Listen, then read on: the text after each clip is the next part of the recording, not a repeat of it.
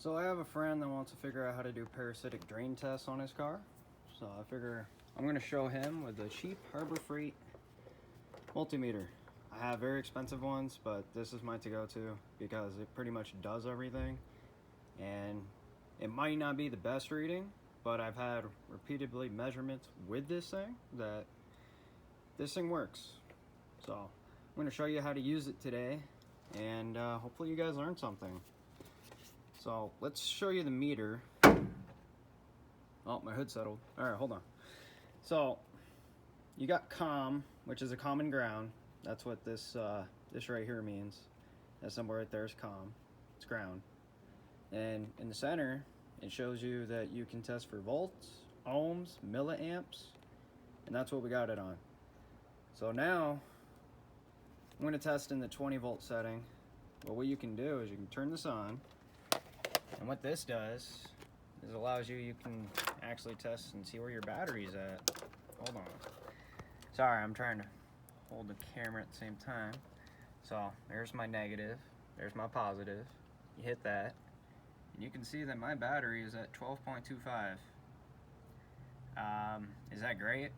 Probably not. The battery's not that old, as you can tell, but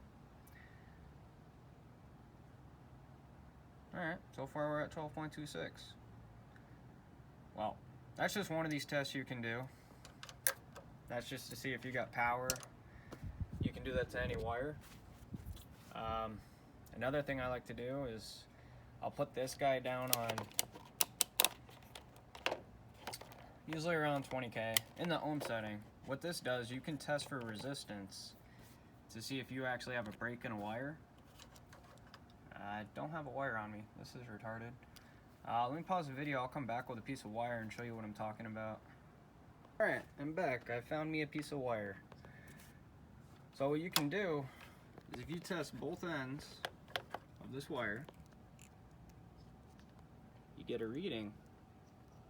Give me a second. I'm trying to hold the camera and the wire at the same time, guys. Bear with me. Okay, let's try this again. Alright.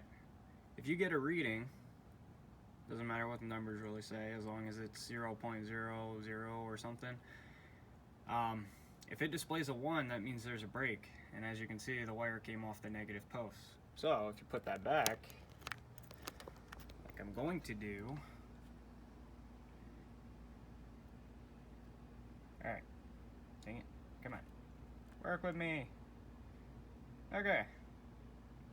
So if you have numbers, you know the wire is good. There's no break. But if you have a 1 like that, that means you have an open circuit and a wire is broken somewhere. That's how you do resistance continuity. So, never mind that. We are doing parasitic drains. I am gonna show you what you need to do. So to do this test, we are going to be using this port. And to do that, you just take the red lead and you insert it in that port. And then you take your switch, and we're going to go to the 5 amp setting because that's the max. And as you can see, it's reading 0. That's good. Now we got to disconnect the negative.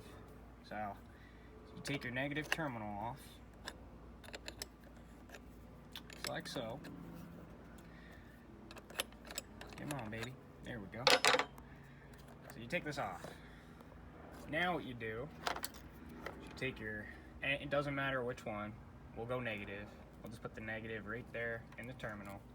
And then you connect the next one to the negative post. And as you see, I actually have a parasitic drain. Holy shit. Well, that makes sense when my battery's low. Well, because we were at about 0.02. Now this isn't bad. This is like a really, really slow drain. Honestly,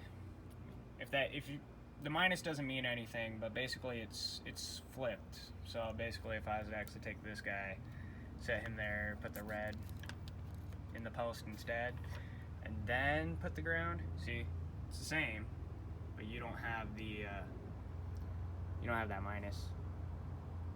All right, so I'm about 0.03. Looks like I'm gonna be pulling fuses and figure out what the heck's going on with my car. This is gonna be fun. I wonder what's robbing me of power. Well, it looks like I get to do the test. I'm gonna show you what a reading is if you keep the door open. Not gonna be the greatest, but let's do it. I'm gonna come open my hatch.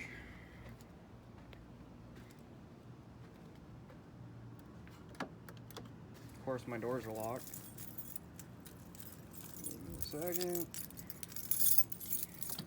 It's early morning. Give me a break, guys. Okay. Open up the hatch. Now, come over here.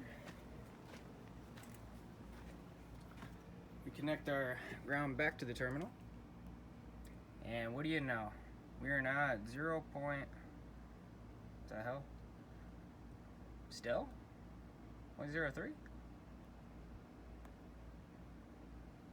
Okay. That didn't change anything. If that didn't change anything, that makes me wonder if it's actually my hatch. My hatch is not stating that it's closed. So let's open up a car door. This should give it a different reading. Alright, back to the front. Take our negative, and what do we got? Alright. A little bit bigger, not by much. It's crazy because like in newer cars for some reason this thing actually jumps up real high, but as you can see it's about a milliamp difference. Wait a second. Alright, so I'm about 0.4 with my driver door open. Let me shut that. Back over here. Haha. There, that's shut. Back to the battery.